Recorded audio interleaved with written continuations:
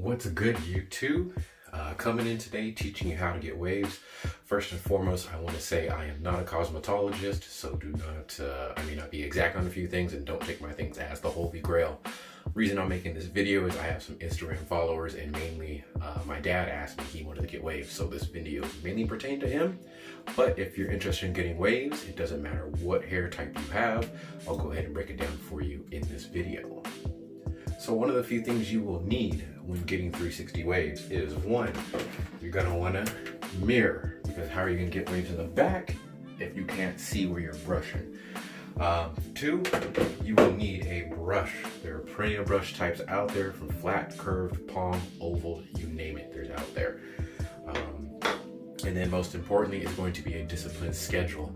I mean, even if you can brush for 20 minutes a day, I mean, with this quarantine, it could be as your morning routine, a night routine, but find a time. Is one, a brush. Without brushing, you will not be able to get your hair to lay down, your curls to lay, or if you have straighter hair, your hair to kind of curl up and then lay down. Two, you will need a do-rag. What a do-rag does, it compresses. It'll go ahead and take your curls that you just brushed and then lay them down a little bit. Think about crop circles, how you have to kind of lay them down in their certain pattern. You'll need to know what pattern you're going for, because you don't just want to start brushing all over the place. So knowing your pattern is very important. Next, I will do my best to describe what your waves might look like from hair type over to density. So the way density works is basically how much of your hair goes out in a certain area. If you have low density, it's going to be something like this. Just kind of scattered about to where if you move your hair apart, you'll be able to see your scalp. Now medium will have a bit more. And then high density is where you have plenty of hair strands coming out your head and you probably can't see your scalp once you part it apart. So density will play a good role in how low you can get your haircuts without seeing your scalp, etc. This versus that. I hope that's a great way. You guys can see that too. So next, I would like to talk about porosity. So there's low, medium, and high. What porosity does, it's basically how your hair soaks up and retains moisture and loses it as well. So when you have low porosity, your cuticle is very close to the strand. Let me close those a little bit more. That way it's very hard for moisture to get in and get out. If you have low porosity hair, then you got to find out a way to get moisture in your hair, because you probably won't lose it for a while. You could probably go 3-4 days, maybe even more, moisturizing it once a week, something like that. Once you have medium porosity, your cuticle is open a little bit more, not fully, but more than what low would be. That way you can get the moisture in as easy as you can out. I have high porosity, and I mean, your cuticles are just wide open like this. Finding out how to shut your cuticle is the hardest thing. Whereas low, it's hard to get moisture in, but it'll stay in. Whereas high, it's easy to get it in, but hard to keep it in as well. I generally, rule of thumb, if you have high porosity, I like to close with a pomade of some sort. That works pretty well for me. Just your regular lightweight stuff. Next, I'll be going over hair types. I'm not that good at this, but I'll just basically break it down as simple as J. Lou did. Link will be in the description, so you can find out. He has a lot of knowledge on this stuff. So when it comes to hair types, you've got your kinky hair, which is going to be your super tight, kinked up hair. Next, you'll have coily, which is still going to be a little bit tight, but not as tight as that. Then you've got curly, which is going to be a loose curl, similar to my pattern. I'll show you guys in a bit. Wavy is not exactly straight, but something you think your sister or somebody would have, where it kind of waves up automatically, and with a little bit of help of brushing, it'll start to curl up. Now straight still isn't exactly straight. Straight hair still waves up a little bit, but it needs a lot of work and brushing or something to keep that hair just going until it curls up, and then you can lay it down flat with the wave. If you, say you're Caucasian or something like that and you want waves, you can still get them. I've seen plenty of straight hair wavers just killing the game with their 4 or 5 waves they get. So don't be discouraged if you have straight type hair. Next, we'll be talking about brushes. This one is a 9-row softy with the black bristles. Now you may ask, Mikhail, what's up with some of these brushes with the blonde bristles? From my knowledge, the blonde bristles are about as soft as they get, because they have not exactly nylon. I use boar bristles, and these get pretty soft. I have some soft regular bristles, colored bristles, but you'll get your ultra soft ones with the white bristles. So when you get a brush, I would start off with something basic. soft, medium, and hard. So think of sandpaper if you're working on a car and trying to polish it or whatever. You don't want to go super heavy with your hard if you have short hair. You're just going to eat away too much at it, eat too much away at it. This right here, medium, is a good overall workhorse. Even if your hair is short, it won't hurt your head once you're putting that brushwork in. Soft, I would say, is like a finisher. Think of it as your 3000 grit sandpaper of some sort. That way you're just going in, you're polishing it, and your hair just starts getting shinier and just laying down more, because the way it pulls and lays your hair is not going to leave it as rough with the friction like a medium or a hard brush would. So on top of that, there are other brushes that are small. We call this the crown brush, or the pink pointing mofo. This, once you get into your crown, which I'll discuss in a bit, we'll save this for later, that will help you develop that, because you'll have that control if your dexterity isn't that great with a big brush. Other brush type they have is what's called a palm. A palm is something you can carry on you. You can put it in your pocket. It's round, it's oval. Again, with that better dexterity, better grip, you can get in your crown and do work with this brush. When it comes to brands, I personally work with some pretty expensive stuff. I mean, each brush is about $19 to $25 each. Brush King makes them. There's what's called Torino Pro and Royalty. I mean, they're all basically the same. I personally prefer the Torino Pros. They feel thicker, better in the hands. And just Lexus or Toyota. Overall, same thing. You're getting a great brush, very similar. It just depends on what do you want, the wood grade finish or a solid color. And then even with his newer ones, he mixes it up. Next brush type is what's called a curve. It's very similar to the palm, as you can see, but it has a handle. So this way you start getting them hooks. If you want to start out with some sort of curve brush, by all means go for it, because it covers more area and it contours through your head. So if you're starting, I would recommend getting like a medium curve brush if you can find one. If not, your regular Annie's or whatever at the store will work. This does work, and again, since it is the pointed tip with the butt or the head of it, you can either get in your crown or just find out your angles once you figure out what brush pattern you want. Now let's talk about what products you need to get waves. The first product you will need is water. Why do you say that, Mikhail? Because how is your grass gonna grow, your hair, if you're not watering it? So make sure you guys are drinking enough water to keep your hair growing at a decent rate. There's also some supplements called biotin. This is a big discussion in the wave game, and even if you read the bottles on biotin, it says that, hey, actual results may vary and they haven't been proven. So biotin is what your body needs for your skin, your nails, and your hair to promote healthy growth. The problem with it is most supplements, they will offer between 500 micrograms up to, I think, 10,000, somewhere around there. Daily dose your body needs is probably about like 30.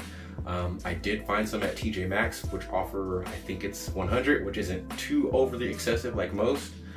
So again, if you find yourself going to bed after 10 p.m., your body usually regenerates and does this whole growth thing with the hair between the hours of 10 and 12, I believe it is. No, 12 and 1 or 2 in the morning. I'd have to look that up. I would take some biotin. So if I go to bed late, I don't get a chance to get a nice rest, I'll take some biotin.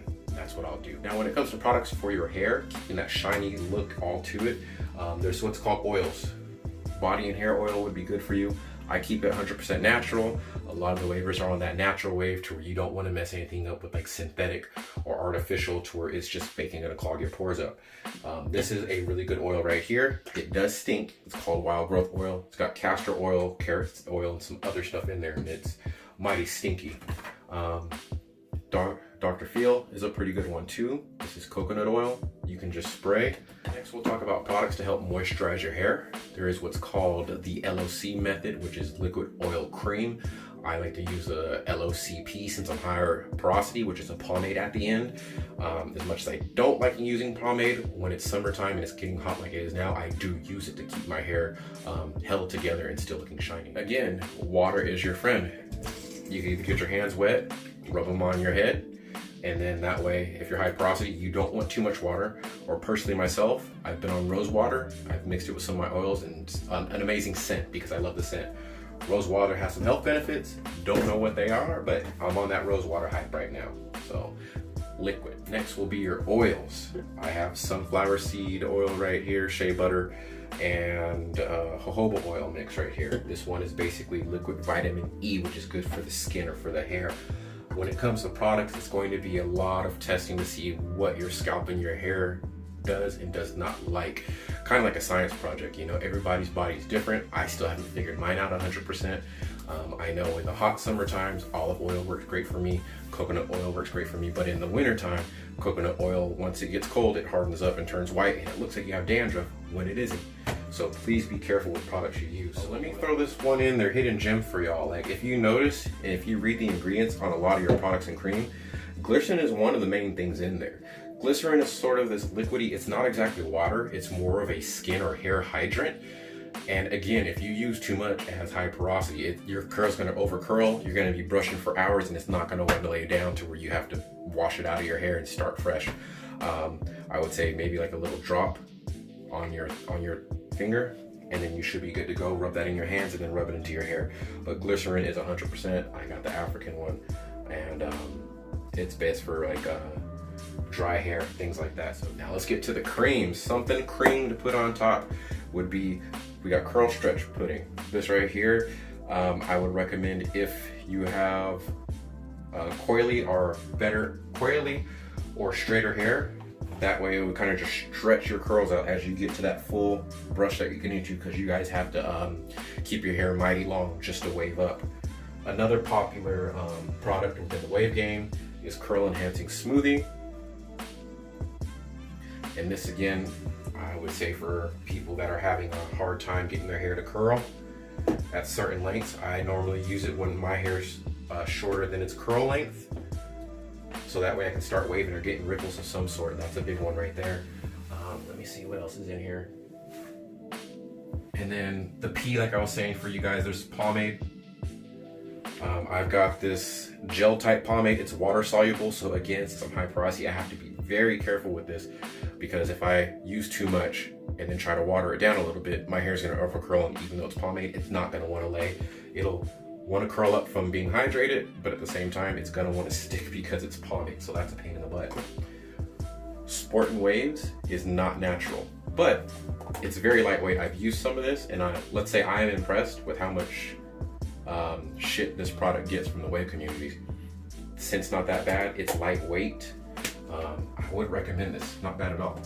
Now when it comes to getting waves, back to speaking on the pattern, there's what's called a 360, which is your beehive. That's going to be your regular waves that come straight out. There's the swirl, which I'm still shifting to from a 540. A 360 swirl is basically your straight waves, but the crown is swirled, kind of like a monsoon looking in the middle. I'll show you what I'm working with. So when I speak of crown, I'm talking about what you guys call that bald spot or whatever right here. Everybody has one. It's where your hair grows. Let me see if I can expose it real quick. So where your hair naturally grows from, that's your crown. So what you want to do is you're basically manipulating that to go in that circle motion. Some people have a hard time finding it, but if you guys start off with a low cut, as it grows in, you'll be able to see where it comes. This is a very, very vital part if you're going for any wave pattern to be flawless. As you can see, I am not flawless. I have a lot of forks, which is basically crashes in the waves.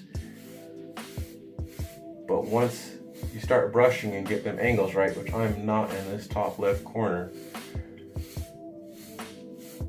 you'll be able to see how it kind of goes around like a tornado or something right there in the middle. So that's one thing. So you want to go at an angle if you're doing the 360s. Swirl. First, let's go for brush maintenance. Normally what I do is I'll get a medium width tooth comb. I'll wet my brush, and then you only want to get the bristles wet, because think of your deck in the back. If it gets wet too much, gets heat real quick, it'll crack, and you don't want your brushes to crack, especially if you paid 25 bucks for them. So I'll get the bristles wet, put some shampoo on it, and then I'll just rake through with my comb to get all the hair and extra nasties, whatever on there, out. So basically kind of like that. And then I'll rinse it off, again, just the bristles, and then I'll get more shampoo on it. I'll do a secondary rinse, a secondary wash and rinse to make sure it's thoroughly done. And then from there, I'll get it wet for maybe 10 seconds, the whole body of it, and then I'll sling out all the water until there's none like just hopping out after you sling it. And then from there, I'll leave it face down on a towel I got on my counter over here, and then let it dry for 24 hours, because if you have a hard brush, it will probably go soggy and be more of a medium brush. Say for example, you got a medium brush, that medium brush now becomes a soft brush, or that soft brush now becomes like super soft brush. I mean, unless that's something you're looking for, wet brushing, go for it, but just a forewarning once you wash your brushes. As for do-rag maintenance, I would recommend either getting a net to put into your laundry machine or washing them by hand. I normally let my do-rags air dry. I don't throw them in the dryer unless I'm in a super rush and I have none for some reason. So that's how you take care of your do-rags and make sure they don't fray. Try to keep them away from heat. Also with the surags, since they are elastic, if you expose these to heat, that layer of elasticity will come off. It'll look like peeling clear coat on a car in a sense, and you'll lose your logo. So please keep these away from heat. Air dry them. Now, if you guys do have enough money for a $20-something brush, I would highly recommend what is called the wash brush from Brush King. This right here is more of a carbonite material. You can get the body wet and the bristles, and you don't have to worry about cracking like you would with one of the wood brushes. It's like plastic or something like that. I don't know what it is, but a very good brush. Problem is, it's hella hard. So once your hair is wet, just like these brushes, your hair is gonna go to, the brush is gonna go more directly to your scalp. So you'll feel, if your hair's short and it's wet, it's gonna feel like you're scraping it with, you know, one of those barbecue pit grill cleaners. It's gonna hurt. So see if he has a soft one, and then upgrade to the medium as your hair gets longer. All right, today's shampoo and conditioner of choice is going to be Nature Love. It's got tea tree and mint in there, should give me a good clean.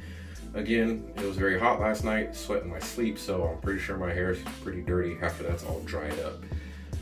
Let's go ahead and do this. I will do it right here. So for demo's sake, I'll go ahead and just wet my hair. I normally use the bathtub, but this will give you a controlled motion. Now, once your hair is wet, it's more malleable and easier to like break or split your ends, so please be careful. You always want that barrier of shampoo, kind of like lube for your car engine when it does its thing, when it's moving. That way you don't damage anything. This shampoo is sulfate free, all natural. That's what you want to stay away from. Just like the brushes, you want to go over twice. So the first time you'll get your hair shampooed, and as you can see, there's no real froth just yet, which helps lay your hair down. So what I'll do, since my hair is dirty, I'll go ahead and brush this in. Let me get my mirror so I can focus on my back waves. And then we'll go ahead and brush the pattern in, and this will clean your hair.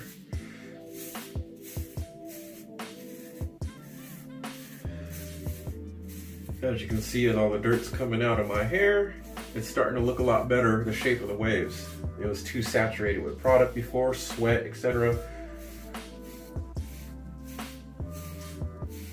And make sure you always start from your inside of your crown out, because if you don't have a solid crown, your pattern's gonna basically be boo-boo. Don't be afraid to vertical brush to certain angles if you have to. You're hitting it with basically the full length of the brush, which would give you a longer stroke than if you were to do it sideways like this. Normally how I brush my crown is I'll go in with the tip, corner, and then hit it at those angles. Once you get confident with your pattern, you could probably get away with blind brushing, but I still wouldn't recommend it without a mirror unless you're in public and you need a touch up or something like that. There we go. Now I'll go ahead and rinse it out, and I'll show you with the second wash the huge difference of how your curls will lay down. Right, with the hair rinsed, it's always important to just pat your hair. You don't want to rub it. I mean, that goes for all hair types, and probably the number one leading cause of baldness is men and just ruffling up their hair with the towel. So you either want to pat dry or just put it on top. Now my hair is still damp, as I do have to go over with one more shampoo,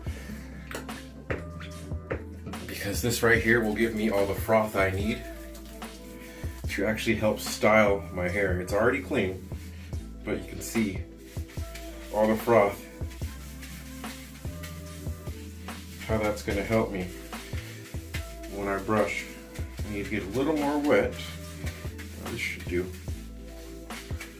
There we go. Now you can see how my hair lays down versus how it was before with the secondary wash, now that my hair is clean. Your hair wants to go back to normal and just be thriving. Let me add a little bit more water. Okay, there we go. And then again, your mirror. This is a medium brush.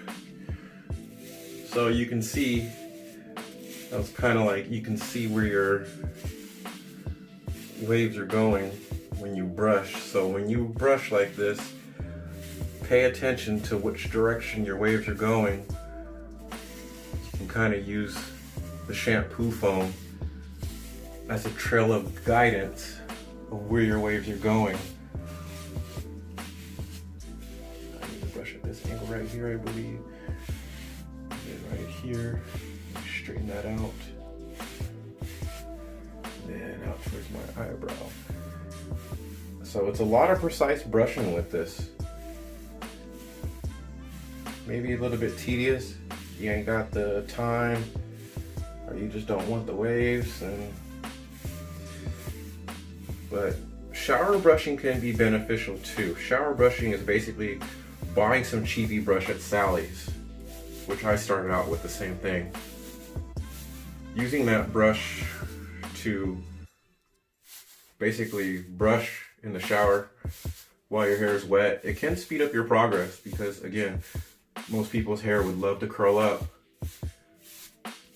while it's wet or oversaturated. So don't sleep on shower brushing when you're starting, because you just want to get waves. Once you get more advanced into your patterns and everything, that's when you want to pay attention and stop that, unless you have like a mirror set up in your shower like some YouTube vloggers do, which is pretty intense.